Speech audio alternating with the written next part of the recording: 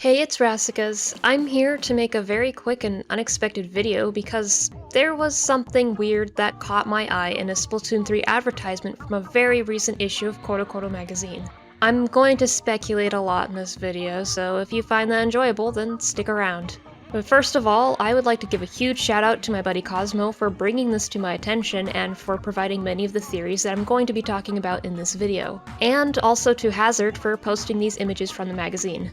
So just for a little bit of background if you're not familiar, Corocoro magazine is a monthly manga magazine from Japan. This is where the official Splatoon manga gets its initial releases, and of course, this is the magazine where the infamous Japanese exclusive gear comes from.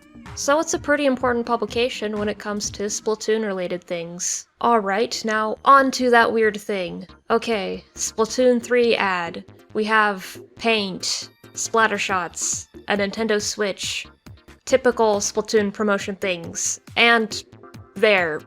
Why is Daft Punk here in a Splatoon ad? What? Now this ad was made by the magazine's editorial department and not Nintendo, so it might not have any deeper meaning. But that's boring, so I'm going to speculate. You see, if it was some other publication outside of Japan, I would probably be much quicker to brush it off as a weird advertising choice. But the fact that this is Corocoro, which is known to leak reliable information about Nintendo games early, such as for Pokemon games, leads me to believe that there's an off chance that this could have some actual significance. And the fact that this is Daft Punk specifically is making alarm bells ring in my head. I don't think I need to explain who Daft Punk is. They're a musical duo that very recently retired, they're famous for their electronic music and light-up helmets, and also they're from France. The fact that they're French is significant here because remember that one real-world monument that we see in the Splatoon 3 trailer? Once again, that is absolutely not the tower from Splatoon 1, it looks nothing like it and the Splatlands are canonically very far from Inkopolis. This is the Eiffel Tower, or possibly a replica of it. Maybe my brain is going a little crazy here, but what if the placement of Daft Punk here is hinting at this being the actual Eiffel Tower? I have seen some naysayers for the Eiffel Tower theory based around this one piece of artwork. Like we see the Squid Sisters in front of the Eiffel Tower, so the Eiffel Tower that we see in the Splatoon 3 trailer surely isn't the same thing.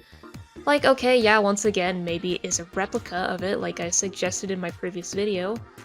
But also this artwork was created for a real-world event. I think that when it comes to real-world tie-ins for Splatoon, the canon status should be taken with a grain of salt. But still, the environment of this trailer does not look like France, and that is something I agree with. Like, yeah, we can say climate change is the reason, but like I said in my previous video, these rock formations look similar to the ones that we see around the Las Vegas area. And one more thing I neglected to point out in my theory video is the plant life. We have tumbleweeds, which I know are found in many parts of the world, but I often see them associated with the southwest United States. And we have these. This looks a lot like agave, which is native to the arid regions of the southwest USA and Mexico. I'm not a plant expert, it could be another plant, but I can't think of anything else that looks just like that. And now, if we look at the song referenced here in the ad, Around the World. You see, there is one theory I have seen regarding the Eiffel Tower in Splatoon 3 that is my new favorite, and I didn't hear about it until after I made my Splatoon 3 video. And that is, what if the Eiffel Tower was launched like a missile? I mean, for one thing, we know that before humans went extinct, they went kind of crazy on the wars. They had 5 world wars. We don't know what happened during these wars, except for the fact that they nuked the poles. So the concept of humans launching the Eiffel Tower somewhere as a weapon, as part of one of their wars, just sounds so insane to me that it fits perfectly in the setting of Splatoon. French things going around the world. Now, if this is all sounding too crazy for you, maybe you're wondering, does Daft Punk tie into the southwest United States / Las Vegas area specifically? Yes. Daft Punk's 2006 avant-garde sci-fi film, Electroma, takes place entirely in the southwestern United States. I mean, we're going to have to wait and see, but based off the evidence that we have, I am putting my money on Splatoon 3 taking place in this area. I really hope I'm right. And if we want to tie Electroma into this even further, the film features gold and silver robots, and at the very end of the film, the silver robot blows up. What else is gold and silver in Splatoon? Chaos and order. What team lost chaos and order? The silver team. Another thing to note is that we have gotten Daft Punk references or attempts at Daft Punk references in Splatoon before. For example, the Eye of Justice could be inspired by the sort of helmets that the famous musical duo uses. And this one may be a stretch, but in the Daft Punk music video Harder, Better, Faster, Stronger, the band the Crescendolls are taken underground and fitted with mind-controlling sunglasses. I think we all know where we've seen that before. If neither of those things are very convincing references to you and could be brushed off as coincidences, well, there's no denying this one.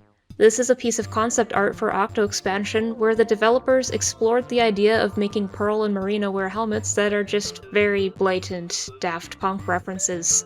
Alright, the one last thing I want to talk about in this video are the other pages of the Splatoon 3 promotion from this magazine. I'm sure many of you are wondering what these pages say. Well, from what I gleaned, nothing new. Like, oh wow, they're spawning from the sky, what kind of abilities does their new gear have? What is this weapon? Oh, they got over-the-top new fashion and they're battling it out in the wastelands now. It's just info and observations that we already know, so I don't feel like properly translating it, but luckily for all you curious folks, someone already did. Twitter user Hanimitsu translated all the text on these pages, so if you really want to read it all, I will link that in the description. I think that's about all I have to say here. So, does Daft Punk actually play a deeper role in Splatoon 3? Are the idols of Splatoon 3 going to be Daft Punk's Fishsonas? Did they collaborate with the Splatoon team to make music before breaking up? As cool as that sounds, I did have a hardcore Daft Punk fan come into my mentions to say that the idea sounds unlikely, as Daft Punk doesn't like to collaborate much. Or are the people at Corocoro simply lamenting the recent end of the music group? That's probably the safe and maybe most likely answer here. Whether everything I've mentioned here are connections or coincidences, it's fun to speculate wildly. So let me know in the comments what you guys think. And by the way, I recently started a Patreon, so if you want to support me more directly, you can! It doesn't have much yet, but if you join, I'll add your name to the end of my videos, and I hope to post previews of my future videos there, and some of my sketches there that I usually don't post, and I'll give access to my commissions early. I hope to add more rewards once my schedule clears up, but I'll let you guys know when that happens. But yeah, if you join, that would be very much appreciated. Alright, that's all I have to say for now. Thanks for watching.